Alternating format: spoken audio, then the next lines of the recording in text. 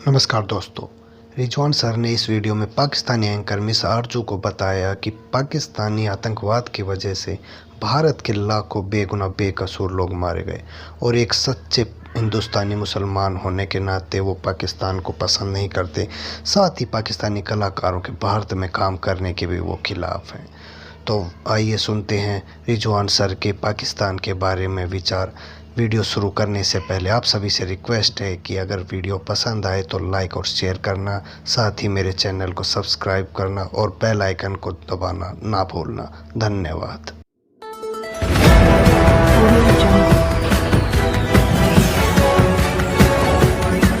तो सबसे पहले बहुत शुक्रिया सर कि आपने ज्वाइन किया।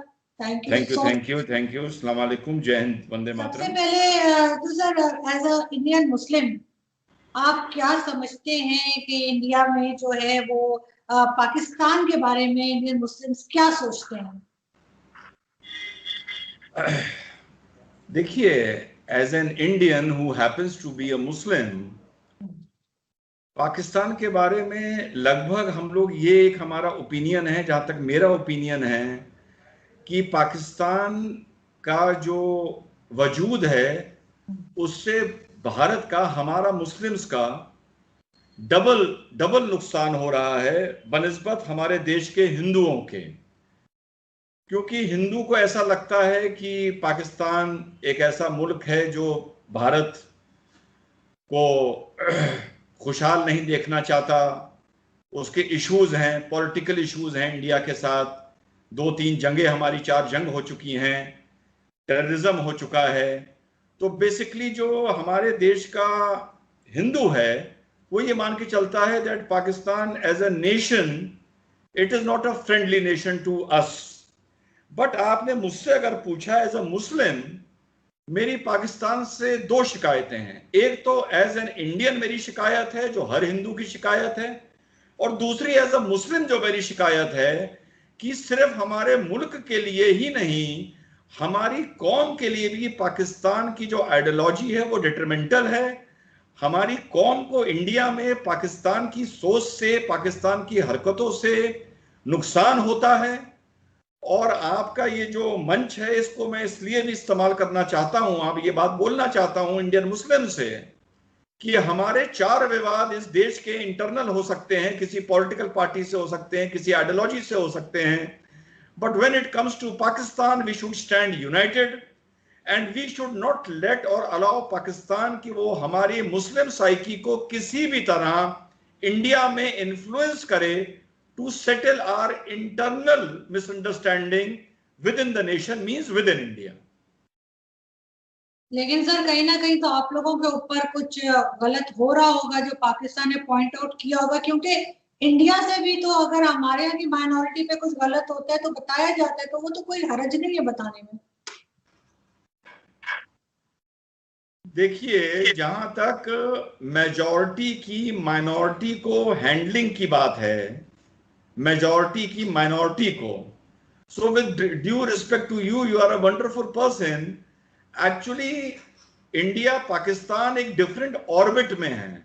We are nations, so we are revolving in this world, in geopolitical जो हमारी सिचुएशन है दुनिया की, उसमें पाकिस्तान का भी एक अस्तित्व है, I can not deny it, India का भी है। But handling the minorities, we are in different orbits.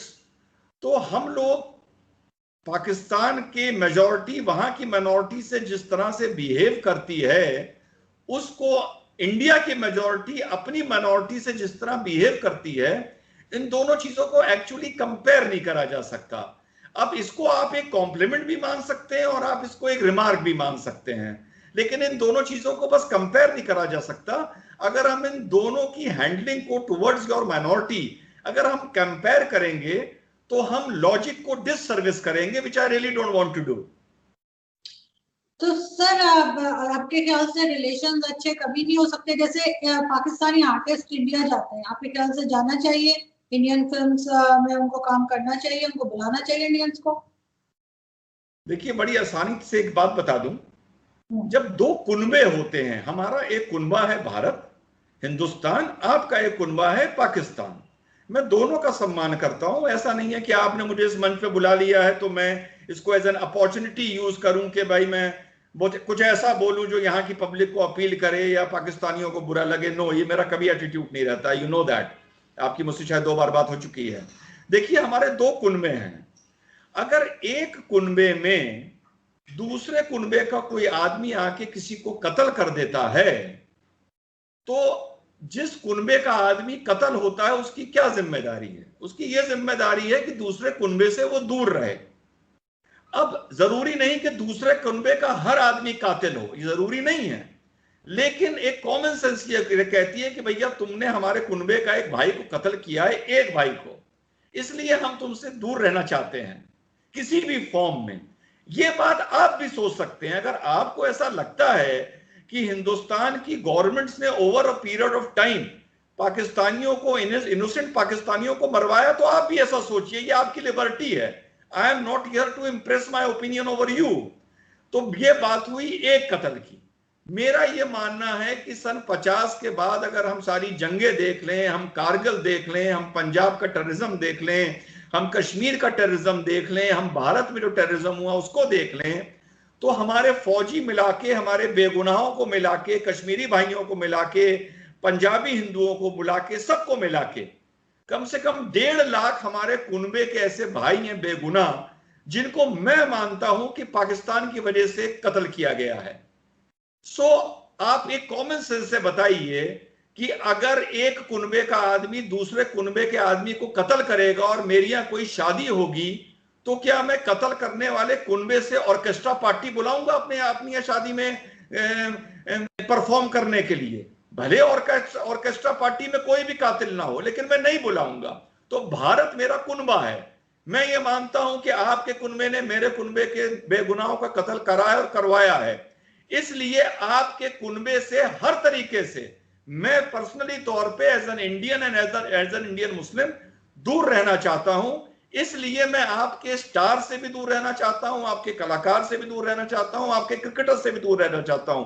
बहुत अच्छे क्रिकेटर हैं, बहुत अच्छे स्टार हैं, बहुत अच्छा गाते हैं, बहुत अच्छा नाचते हैं, वेरी गुड। लेकिन अगर मेरी गवर्नमेंट एक ऐसी पॉलिसी बनाए कि किसी भी कंडीशन में आपके कुनबे का आदमी हमारे कुनबे में नहीं आएगा, तो I will always welcome it. और दूसरी बात, एक दूसरा ऑप्शन भी आपको देता हूं। अगर किसी आपके कलाकार को भारत आना है तो my government should have a simple policy कि आप आइए, या परफॉर्म करिए, पैसा कमाइए, बहुत अच्छी बात है, बहुत अच्छी बात है। पूरी दुनिया एक ग्लोब है, it is an open world now.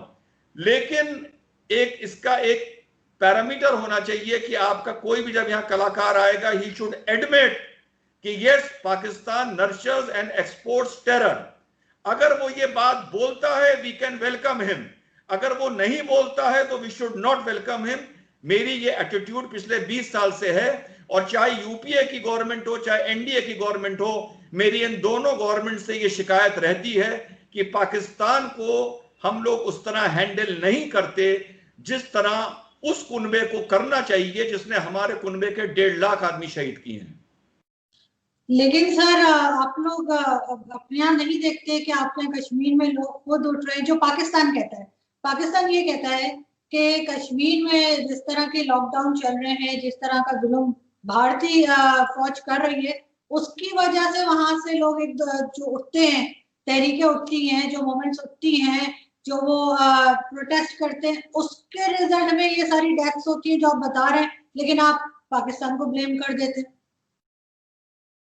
यानी आपकी वजह से कारगिल भी इस वजह से हुआ था कि कारगिल में सारे कश्मीरी लड़के पहाड़ों पर चढ़ के बैठ गए थे।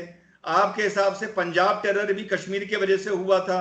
आपकी वजह से हिंदुस्तान में जितना टेरर फैला वो भी कश्मीर की वजह से हुआ था। देखिए, यही तो मैं आरजू जी कह रहा हूं। आप अपने को डिफेंड क्यों कर रही हैं?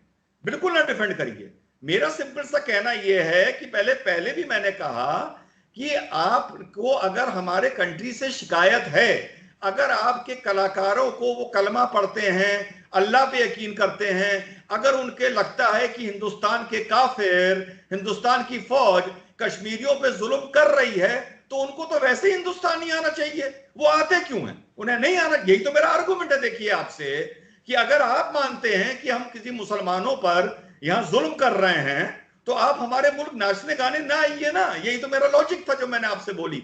जब रिश्ते खराब हैं तो ना आइए, क्या जरूरत है आने की।